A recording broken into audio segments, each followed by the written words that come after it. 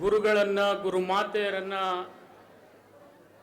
ಶಿರಸಾಷ್ಟಾಂಗ ನಮಸ್ಕಾರಗಳು ಸಲ್ಲಿಸೋದ್ರ ಜೊತೆಗೆ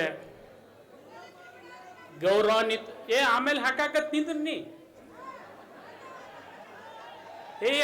ಹಾಕಾಕತ್ ಟೈಮ್ ಕೊಡಿಸ್ ಒದರಬೇಡ. ಗೌರವಾನ್ವಿತ ರಾಜ್ಯದ ಧೀಮಂತ ನಾಯಕರು, ಕರ್ನಾಟಕಕ್ಕೆ ಅನ್ನದ ಭಾಗ್ಯವನ್ನ ಕೊಟ್ಟಿರ್ತಕ್ಕಂಥ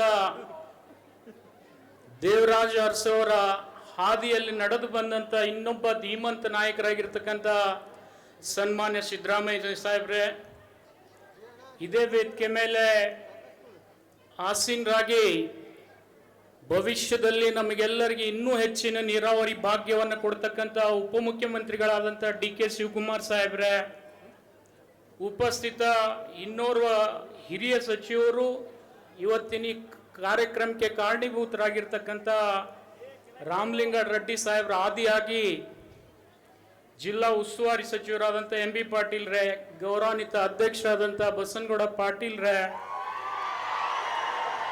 ಎಲ್ಲ ವೇದಿಕೆ ಮೇಲೆ ಆಸೀನರಾಗಿರ್ತಕ್ಕಂಥ ಶಾಸಕ ಮಿತ್ರರೇ, ಗಣ್ಯರೇ, ಉಪಸ್ಥಿತ ಎಲ್ಲ ಗೌರವಾನ್ವಿತ ತಾಯಂದ್ರೆ, ಆತ್ಮೀಯರೇ, ಪತ್ರಕರ್ತ ಮಿತ್ರರೇ, ಬಹಳ ಸಂತೋಷದ ಒಂದು ಕಾರ್ಯಕ್ರಮ. ಯಾಕೆಂದ್ರೆ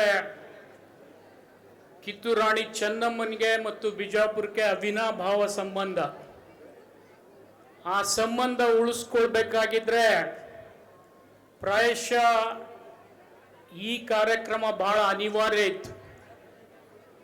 ಯಾಕೆಂದ್ರೆ ತಾಯಿ ಚೆನ್ನಮ್ಮ ಕೇವಲ ಒಂದು ಜನಾಂಗದ ಅಥವಾ ಒಂದು ಸಮೂಹದ ವ್ಯಕ್ತಿತ್ವ ಅಲ್ಲ, ಅದು ಇಡೀ ಈ ದೇಶದ ಹೋರಾಟಕ್ಕೆ ಬ್ರಿಟಿಷರ ವಿರುದ್ಧ ಹೋರಾಡಿರ್ತಕ್ಕಂಥ ದಕ್ಷಿಣ ಭಾಗದ ರಾಜ್ಯಗಳಲ್ಲಿ ಯಾರಾದರೂ ಒಬ್ಬ ತಾಯಿ ಹೋರಾಡಿದ್ರೆ ಅದು ವೀರರಾಣಿ ಕಿತ್ತೂರು ಚೆನ್ನಮ್ಮ ಅಂತೇಳಿ ಬಹಳ ಹೆಮ್ಮೆಯಿಂದ ನಾನು ಹೇಳ್ಕೊಳ್ಬೇಕಾಗ್ತದೆ. ಯಾಕೆಂದ್ರೆ ಚೆನ್ನಮ್ಮ ಮಾಡಿರ್ತಕ್ಕಂಥ ತ್ಯಾಗ ಮತ್ತು ಅವಳ ಜಾತ್ಯತೀತ ಮನೋಭಾವ ನಿಮ್ಗೆಲ್ಲ ಗೊತ್ತಿದೆ. ಚೆನ್ನಮ್ಮ ನೆನಪು ಬಂದ್ರೆ ಸಂಗೊಳ್ಳಿ ರಾಯಣ್ಣ ಇರದೇ ಇರೋದಿಲ್ಲ, ಅಲ್ಲಿ ಇಬ್ಬರದೇ ಇರ್ತಾರೆ ಅನ್ನೋದು ಎರಡು ಮಾತಿಲ್ಲ. ಅಂತ ಒಂದು ಮಾನವೀಯ ಮೌಲ್ಯಗಳನ್ನು ಎತ್ತಿ ಹಿಡಿದು ಈ ಸಮಾಜವನ್ನ ಬೆಳಗ್ತಕ್ಕಂಥ ಕೆಲಸ ಮಾಡಿರ್ತಕ್ಕಂಥ ತಾಯಿಯ ಒಂದು ಪುತ್ಳಿಯ ಅನಾವರಣದ ಒಂದು ಕಾರ್ಯಕ್ರಮ. ಇದರ ಜೊತೆಗೆ ಇವತ್ತು 100 ಕೋಟಿಗಳ ಕಾರ್ಯಕ್ರಮಕ್ಕೆ ಕೂಡ ನಾವು ಚಾಲನೆಯನ್ನು ಕೊಟ್ಟಿದ್ದೀವಿ. ಅದ್ರ ಎಲ್ಲದಕ್ಕಿಂತಲೂ ಹೆಚ್ಚಾಗಿ ಅನ್ನಭಾಗ್ಯ ಕೊಟ್ಟಿರ್ತಕ್ಕಂಥ ಸಿದ್ದರಾಮಯ್ಯನವರು ಈ ಜಿಲ್ಲೆಗೆ ಆರೋಗ್ಯ ಭವನ ಕೊಟ್ಟಿದ್ದಾರೆ ಅಂದ್ರೆ ಅದು ತಪ್ಪಾಗ್ಲಿಕ್ಕಿಲ್ಲ ಅಂತೇಳಿ ನಾನು ಹೇಳಬೇಕಾಗ್ತದೆ. ಒಂದು ಮೆಡಿಕಲ್ ಕಾಲೇಜನ್ನ ಅವರು ಮೊನ್ನೆ ಹಾವೇರಿಗೆ ಬಂದಾಗ ಘೋಷಣೆ ಮಾಡಿದ್ದಾರೆ.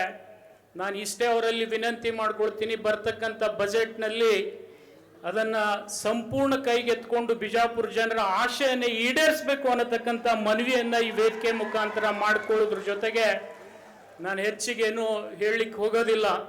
ಆದರೆ ಒಂದು ಮಾತನ್ನ ಸನ್ಮಾನ್ಯ DK ಶಿವಕುಮಾರ್ ಸಾಹೇಬರಲ್ಲಿ ನಾನು ವಿನಂತಿಯನ್ನ ಮಾಡ್ಕೊಳ್ತೀನಿ. ಬಿಜಾಪುರ ಜಿಲ್ಲೆ ನೀರಾವರಿಯಿಂದ ಇವತ್ತು ಕೃಷ್ಣ ಭಾಗ್ಯ ಜಲ ನಿಗಮದ ಅಡಿಯಲ್ಲಿ ಆಲ್ಮಟ್ಟಿ ಡ್ಯಾಮ್ ಕಟ್ಟಿರ್ಬೋದು, ಆದರೆ ಸಂಪೂರ್ಣ ನೀರಾವರಿ ಆಗಬೇಕಾದಂಥ ಕನಸು ಹೊತ್ಕೊಂಡು ನಮ್ಮ ಅನೇಕ ಪೂರ್ವಜರು ಇವತ್ತು ಸುಗಂಧಿ ಮುರುಗೇಪಣ್ಣ ಹಿಡ್ಕೊಂಡು, ಹುಜ್ರೆ ಅವ್ರನ್ನ ಹಿಡ್ಕೊಂಡು, ಶಿವಸಂಗಪ್ಪ ಕಡಪಟ್ಟಿ ಅವ್ರನ್ನ ಹಿಡ್ಕೊಂಡು ಎಲ್ಲರೂ ನೀರಾವರಿ ಸಲುವಾಗಿ ಸಾಕಷ್ಟು ಹೋರಾಟ ಮಾಡಿದ್ದಾರೆ. ಅವ್ರ ಕನಸನ್ನ ನೆನಸು ಮಾಡತಕ್ಕಂಥ ಕೆಲಸ ಸನ್ಮಾನ್ಯ DK ಶಿವಕುಮಾರ್ ಅವರು ಮಾಡಿಕೊಡ್ತಾರೆ ಅನ್ನತಕ್ಕಂಥ ಮಾತನ್ನ ಈ ವೇದಿಕೆ ಮುಖಾಂತರ ಹಂಚ್ಕೊಂಡು ಹೆಚ್ಚಿಗೆ ನಾನೇನು ಹೇಳಲಿಕ್ಕೆ ಹೋಗೋದಿಲ್ಲ. ಪರಂ ಪೂಜ್ಯರ ಆಶೀರ್ವಚನ ಇದೆ.